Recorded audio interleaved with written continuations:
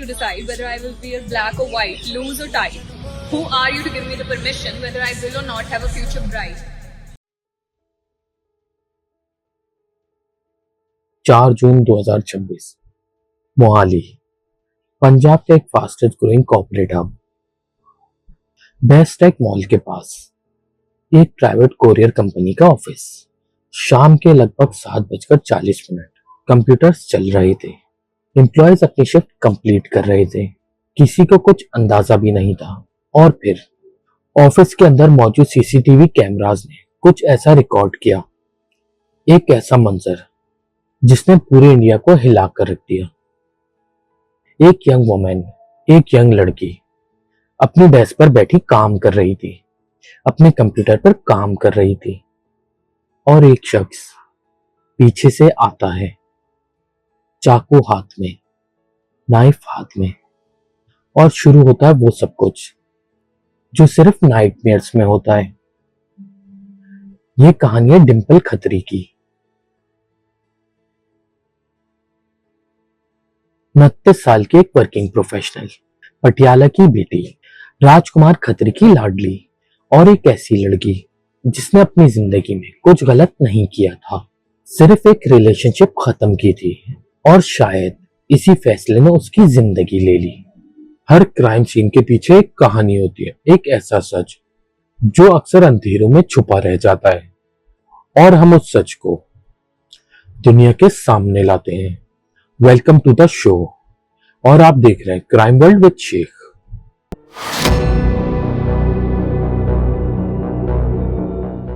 सो दोस्तों, बढ़ते हैं केस की तरफ। डिंपल खत्री कौन थी? पटियाला, पंजाब का एक हिस्टोरिकल शहर जहां से कई ख्वाब लेकर लोग नए शहरों में जाते हैं। डिंपल खत्री भी उन्हीं में से एक थी। 29 साल के पटियाला के राजकुमार खत्री की बेटी डिंपल एक ऐसे घर से ताल्लुक रखती थी जहां पढ़ाई और काम की इज्जत की जाती थी।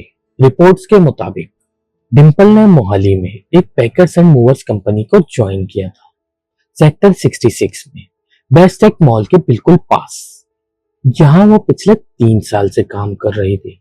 सुबह घर से निकलना, मोहाली पहुंचना, अपना काम करना, और शाम को वापस घर लौट जाना, यही उसकी रूटीन थी। ये था उसका रेगुलर रूटीन, एक नॉर्मल प्रोफेशनल लड़की की तरह, एक नॉर्मल जिंदगी। लेकिन उस नॉर्मल जिंदगी में एक ऐसा टर्न आने वाला था जो सब कुछ बदल के रख देगा, क्योंकि इसी कंपनी में काम करता था एक और शख्स, हरविंदर मान उर्फ हैरी, और इन दोनों की एक कहानी थी जो काफी ज्यादा प्यार से शुरू हुई थी और बहुत ही ज्यादा खौफनाक और दर्दनाक खत्म होने वाली थी। रिलेशनशिप, 3 साल का अरसा और एक ब्रेकअप, एक ही कंपनी, रोज एक ही ऑफिस, रोज मिलना, बात करना, साथ काम करना। रिपोर्ट्स के मुताबिक डिंपल और हरविंदर मान दोनों एक ही कोरियर कंपनी में काम करते थे, और वक्त के साथ उन दोनों के दरमियान एक पर्सनल रिलेशनशिप डेवलप हुआ जो पूरे तकरीबन 3 साल चला। 3 साल तक ये रिलेशनशिप चली। को वर्कर्स के लिए ये कोई नया किस्सा नहीं था, लेकिन फिर एक वक्त आया जब डिंपल ने फैसला किया कि ये रिलेशनशिप उनके लिए सही नहीं है, और दोनों ने अलग होने का रास्ता चुना। यहाँ तक की कहानी आम है, रिलेशनशिप शुरू होते हैं और खत्म भी होते हैं, लेकिन जो आगे हुआ वो बिल्कुल भी आम नहीं था। पुलिस इन्वेस्टिगेशन के मुताबिक ब्रेकअप के बाद भी हरविंदर मान इस सेपरेशन को एक्सेप्ट नहीं कर पा रहा था। वो बार बार डिंपल से मिलने की कोशिश करता, बार बार रिकंसिलेशन की कोशिश करता, यानी बार बार रिलेशनशिप में आने के लिए दबाव डालता, लेकिन डिंपल ने क्लियरली मना कर दिया, और यही मना करना शायद हरविंदर के लिए बर्दाश्त से बाहर हो गया। रिपोर्ट्स के मुताबिक रिजेक्टेड पैचअप अटेम्प्ट्स के बाद हरविंदर मेंटली डिस्ट्रेस हो गया। वो इमोशनली टूट रहा था और अंदर ही अंदर कुछ ऐसा पक रहा था जिसका अंजाम 4 जून की शाम पूरी दुनिया को पता चल गया। लेकिन एक सवाल जो आज भी जवाब ढूंढ रहा है, क्या कोई वार्निंग साइन थे? क्या किसी ने नोटिस किया था? क्या डिंपल को डर था? इन सवालों के जवाब अभी तक पब्लिक डोमेन में नहीं आए और हर कोई इन सवालों के जवाब को ढूंढ रहा है। इन्वेस्टिगेशन जारी है, लेकिन जो कुछ वो शाम हुआ वो सीसीटीवी कैमरास में मौजूद है। 4 June 2026 Mohali sector 66 best tech mall के पास मौजूद कोरियर कंपनी का ऑफिस। 7:40 ऑफिस में सिर्फ 2 या 3 एम्प्लॉयज मौजूद थे। बाकी लोग अपनी शिफ्ट कंप्लीट करके जा चुके थे। डिम्पल अपनी डेस्क पर बैठी थी, अपने कंप्यूटर पर काम कर रही थी, बिल्कुल नॉर्मल, बिल्कुल रूटीन की तरह। और फिर ऑफिस के अंदर एक शख्स दाखिल होता है, हरविंदर मान उर्फ हैरी। वो सीधा डिम्पल की तरफ बढ़ता है और पीछे से गले पर चाकू मार देता है। डिम्पल को अंदाजा भी नहीं था। वो अपनी कुर्सी से उठी, भागने की कोशिश की, लेकिन हरविंदर ने उसे बालों से पकड़ लिया। डीएसपी हरिष्मान सिंह ने मीडिया को बताया, हरविंदर ने डिम्पल को उस वक्त 25 से 30 बार चाकू मारा जब वो अपने कंप्यूटर पर काम कर रही थी। 25-30 बार चाकू मारना ये कोई क्राइम नहीं था, बल्कि एक ऑब्सेस इंसान का पागलपन था। ऑफिस में मौजूद दूसरे एम्प्लॉयज ने जब ये मंजर देखा वो मदद के लिए भागे, लेकिन हरविंदर ने उन्हें भी वही चाकू दिखाया और डराकर पीछे हटा दिया। रिपोर्ट्स के मुताबिक उसने धमकी दी, जो भी करीब आएगा वो उसे भी मार देगा। एम्प्लॉयज डर गए। उन्होंने इमीडिएटली पुलिस को कॉल किया, लेकिन तब तक बहुत देर हो चुकी थी। डिम्पल को बार बार चाकू मारने के बाद हरविंदर ने एक और काम किया, जिसने इस केस को और भी ज्यादा डिस्टर्बिंग बना दिया। उसने वही चाकू अपनी गर्दन पर फेर दिया, अपनी जिंदगी को खत्म करने की कोशिश की। रिपोर्ट्स के मुताबिक उसने अपनी गर्दन पर बार बार चाकू फेरा। दोनों का खून बहा, दोनों फ्लोर पर गिर गए। पुलिस आई, एम्बुलेंस आई और दोनों को फोर्टिस हॉस्पिटल मोहाली ले जाया गया, लेकिन डॉक्टर्स के लिए डिम्पल की हालत बहुत ज्यादा सीरियस थी। बहुत ज्यादा स्टैब वुंड्स, बहुत ज्यादा ब्लड लॉस। और फिर हॉस्पिटल में डॉक्टर्स ने डिम्पल को अराइवल ऑन डेथ डिक्लेयर कर दिया। हरविंदर मान की कंडीशन इस वक्त भी क्रिटिकल है।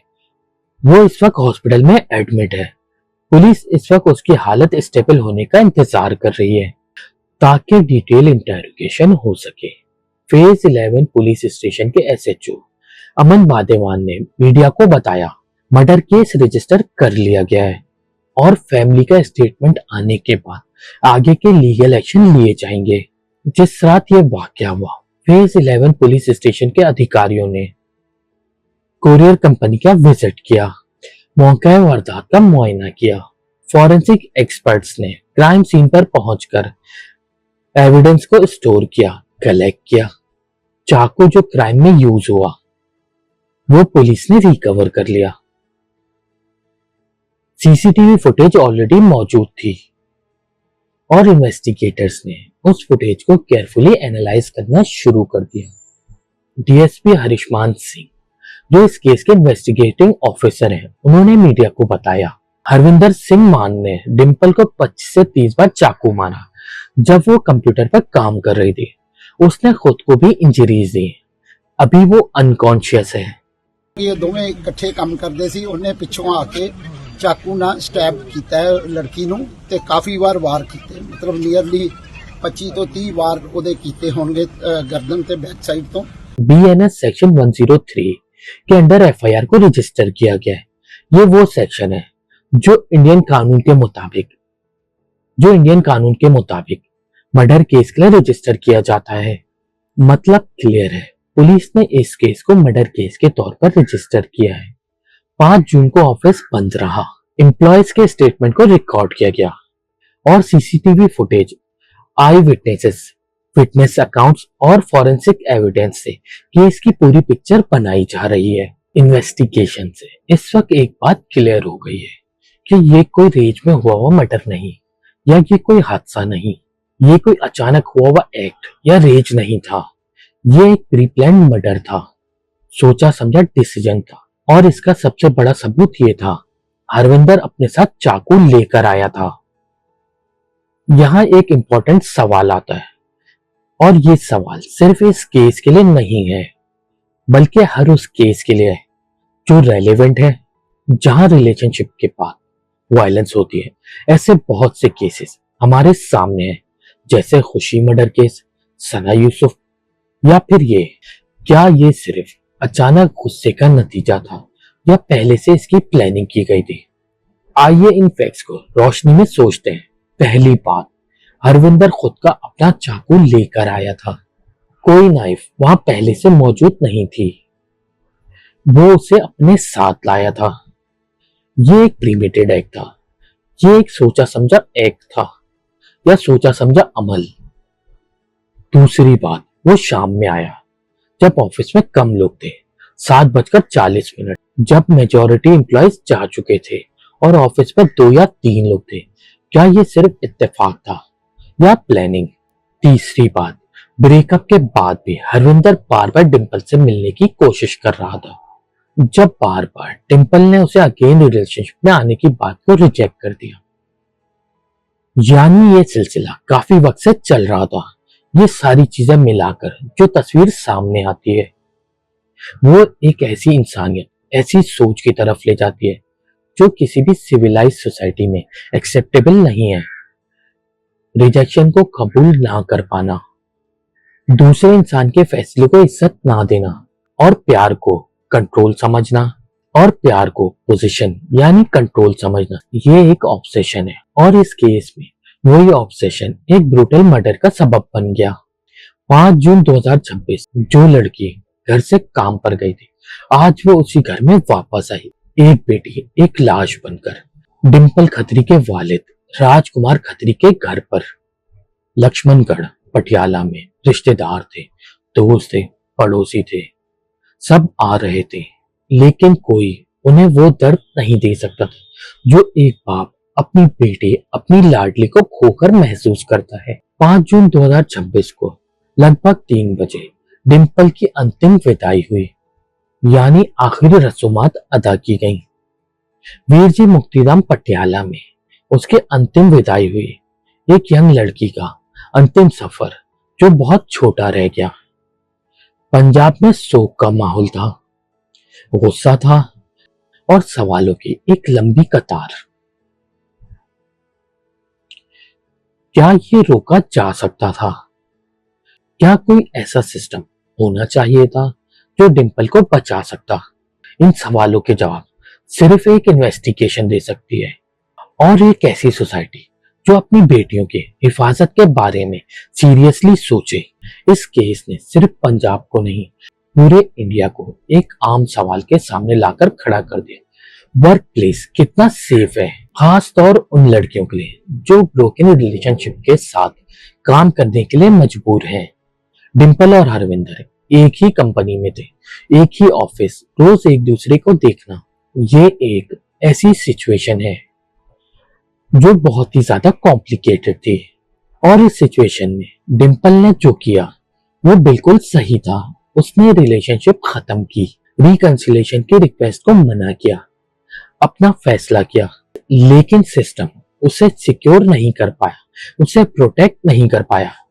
इंडिया में हर साल कितनी डिंपल अपनी जान से हाथ धो बैठती हैं, कितनी वुमेन्स वर्क प्लेस पर या अपने घर के करीब अनसेफ हो जाती हैं। नेशनल क्राइम रिपोर्ट्स के मुताबिक इंडिया में इंटीमेट पार्टनर वायलेंस एक सीरियस प्रॉब्लम है, लेकिन इस स्पेसिफिक केस की बात करें तो सवाल ये है, क्या कोई रीस्टेनिंग ऑर्डर था? क्या डिंपल ने कभी पुलिस कंप्लेन की थी? इन सवालों के जवाब अभी इन्वेस्टिगेशन के बाद ही मिलेंगे, और क्राइम वर्ल्ड विद शेख आपको इन सवालात के जवाब देने का वादा करते हैं। एक्यूज हरविंदर मान और हैरी इस वक्त हॉस्पिटल में है, क्रिटिकल कंडीशन में है। पुलिस उसकी रिकवरी का इंतजार कर रही है। डिंपल की फैमिली ने स्टेटमेंट देना शुरू कर दिया है। एसएचओ अमन बादेवान ने कंफर्म किया है, फैमिली के स्टेटमेंट लिए जा रहे हैं। सीसीटीवी फुटेज, आई विटनेसेस और फॉरेंसिक एविडेंस के साथ इस केस की चार्जशीट तैयार की जा रही है। इस केस में प्रोसिक्यूशन स्ट्रांग है क्योंकि क्राइम सीसीटीवी फुटेज में रिकॉर्ड हुआ है। मल्टीपल आई विटनेसेस हैं। मर्डर वेपन रिकवर हो गया है, लेकिन इस केस में जो जस्टिस को डिले कर सकती है वो है एक्यूज की मेडिकल कंडीशन। जब तक हरविंदर उर्फ हैरी मेडिकली फिट नहीं होगा उसका जुडिशियल रिमांड नहीं मिल सकता। लेकिन एक बात क्लियर है, लेकिन जस्टिस जरूर मिलेगा। इस केस में बहुत कुछ है जो हमें सोचने पर मजबूर करता है। एक यंग वुमेन जो सिर्फ अपना काम कर रही थी, जो सिर्फ अपनी प्रोफेशनल लाइफ जीना चाहती थी, उसने गलत क्या किया? उसने ब्रेकअप किया। क्या ये गुनाह है? उसने एक दूसरे इंसान की रिकंसिलिएशन रिक्वेस्ट को रिपीटली मना किया। क्या ये गुनाह है? जवाब है बिल्कुल नहीं। लेकिन इस मुल्क में और शायद पूरी दुनिया में कुछ मर्द इस बात को समझ नहीं पाते कि नो का मतलब सिर्फ नो होता है। रिजेक्शन एक इंसान का हक है और कोई भी ऐसा नहीं है जो दूसरे इंसान की जिंदगी पर हक रखता हो। डिंपल खत्री 29 साल की लड़की, पटियाला से ताल्लुक, एक बाप की लाडली जिसकी जिंदगी बहुत छोटी रह गई, लेकिन इसकी कहानी पूरी दुनिया सुनेगी और ये क्राइम वर्ल्ड विद शेख का वादा है। और जब भी इस केस को लेकर कोई नई अपडेट आएगी हम आपको वो अपडेट अपने चैनल पर जरूर देंगे। और कोई भी क्राइम सीसीटीवी कैमरा हो या ना हो वो छुपता नहीं है। Yes, I'm a woman. Let me have a side.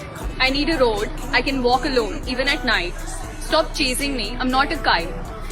Believe me, I'm not in the list of your diet. I didn't make an invite. Still, you jumped on me as if I were a prey to bite. I may not be always right, but don't we have equal rights? The injustice I have to go through, to whom shall I write?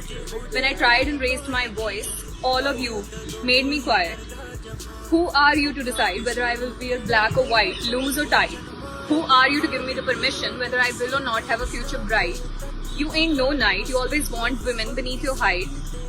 Trust me, I don't want to, but I have to fight. You don't let me have for those rights. Yes, we are women and we need to unite.